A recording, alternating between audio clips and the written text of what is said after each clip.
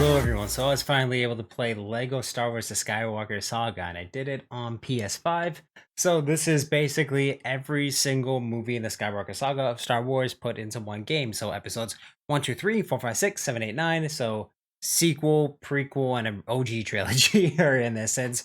I did kind of just blast through the campaigns. I didn't do a whole lot of exploring, but I was still able to go back and do a decent amount of exploring afterwards after my full playthrough, which is up on the YouTube channel, of course. So I'll link that somewhere up top here at the end of this review.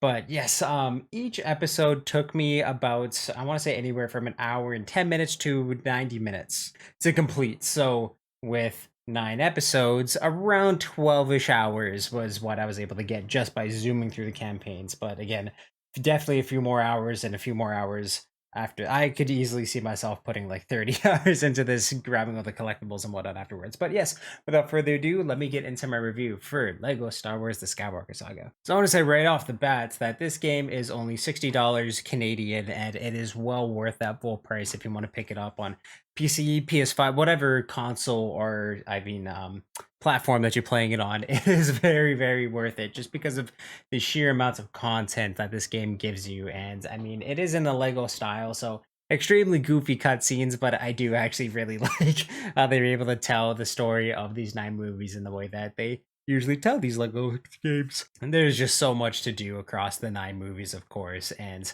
like I said, each one took me about, like, I want to say, let's just do an average of an hour and 20 minutes long just to go through the campaign.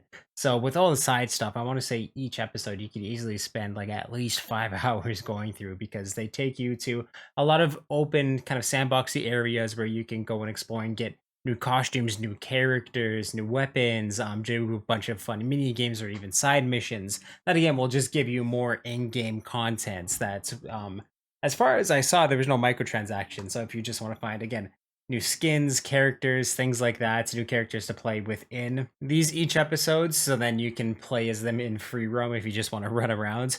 You can easily do that, and there's so much to do. Lots of coins to discover, and again, just things to buy and do while you're playing this game. And yeah, a lot of these mini games are really, really fun. There's a bunch of mini games that they have in the just across the main campaigns as well, which could just be like hacking mini games, little puzzle solving, things that you're used to the Lego games, different ways that you can destroy environments and build new things out of them to help you progress through the level. And they give you a few options how to do so. So say there's some where you have to destroy, I mean, both of them are going to get you through like the way that you need to, but just say there's like a giant tree in your way on Kashyyyk in episode 3. You can either build like a mini turret to blast through it, or like a giant drill that you drive through all the crashed trees and whatnot. It's like there's just a bunch of things like that that shake up the gameplay a little bit in between each episode. Hacking mini games that I mean, there's 2 types in the prequel trilogy.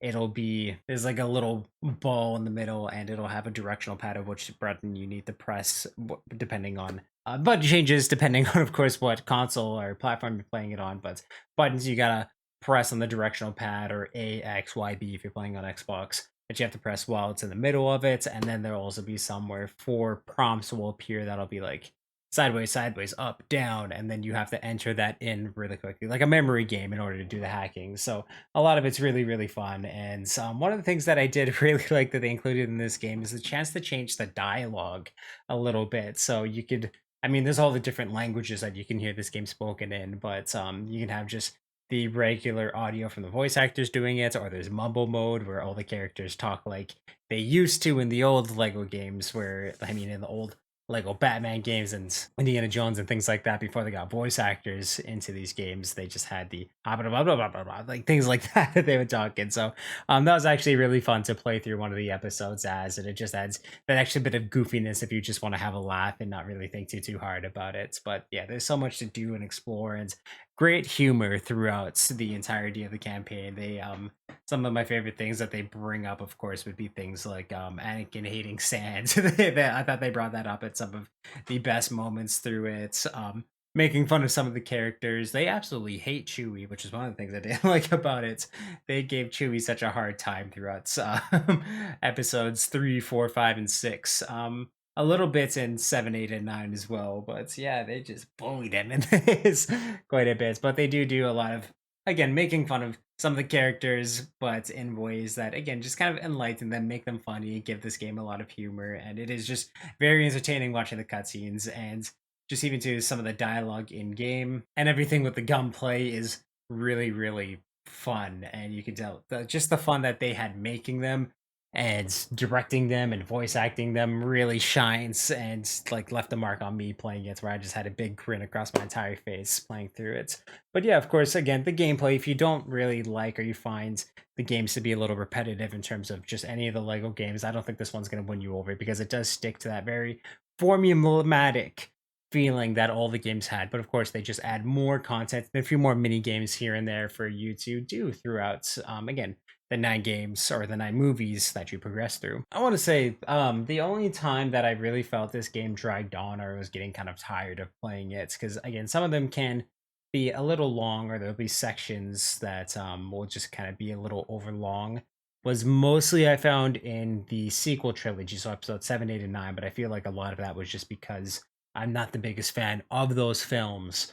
So I I do feel like no matter what, I was going to want to brush through those ones anyways. But there are a few sections where, especially in the boss fights, where they'll have certain amounts of health and you have to knock them down. Like you drain their life bar, and then one of their like hearts will deplete. But say there'll be 5 more. But when one of their hearts depletes, you kind of go through this long puzzle sequence before you get back into the fight. And I found that really took me away from the fight and the drama and everything that was going on. Again, in the movie or in the frame, like you're fighting Anakin, epic, amazing fights on Mustafar, but then all of a sudden you're playing as C3PO doing a kind of generic puzzle, and then you go back to Obi-Wan fighting Anakin. And like, I felt like there's a bunch of, mostly in the boss fights is when they did that. And there are some sections that just felt a little overlong, but I didn't like how they kind of put those puzzles in the boss fights that weren't combat related at all. It was just to progress through the world. And again, it just, a lot of it felt a lot more tedious than it needed to be. And that's really one of the only gripes that I have with this game, but it just happened a lot. But yeah, when it comes to the humor, making fun of like Ben Swallow, all those, just all the memes that have come from it, I thought were really, really fun. And I never found the jokes got too repetitive. It was very, very good. And again, just as a Star Wars fan, I absolutely loved it. And you could tell the amount of heart and care and just knowledge that went into these games. There's so much to do to go back and play through. So again, it's easily worth that $60 price tag. And even if it goes on sale, I think I saw it on sale on the Epic Game Store for about $45 Canadian. Very, very worth it, because again, you could spend so much time playing this. I didn't have the chance to do any co-op, but I've heard great things about the co-op in this game. It's just very fun. And of course, too, all these Lego games are very fun to do with a friend, whether you do a couch co-op or play online. There's just so much to do. So really, with everything taken together, I'm gonna have to give Lego Star Wars an 8 out of 10. Again, the fact that it's not the $80 definitely makes this worth the full price tag. The humor's great, the action's great, the gunplay's pretty good. I forgot to mention that there is kind of a cover-based system in this game that you don't ever have to use, because it is very easy to play through, and I mean, you will respawn if you die at any point. So using the cover isn't really the greatest advantage to you, but it's something there that does shake up the gameplay a little bit and adds that third-person cover-based shooter that I think some people would be excited for. But yeah, with all the vehicle missions, shooting missions, lightsaber duels that you have, really shakes up the gameplay, makes it very entertaining throughout all 9 episodes, and again, all like 12 hours if you just want to rush through the campaign like I did the first time around. But so much side stuff to do, and it's just, again, absolutely amazing, and a great $60 game to pick up and just have a lot of fun if you love the Star Wars saga. So yes, if you like this review, please let me know what you thought about it in the comments down below. And of course, if you play Lego Star Wars, please let me know what you thought about it in the comments down below.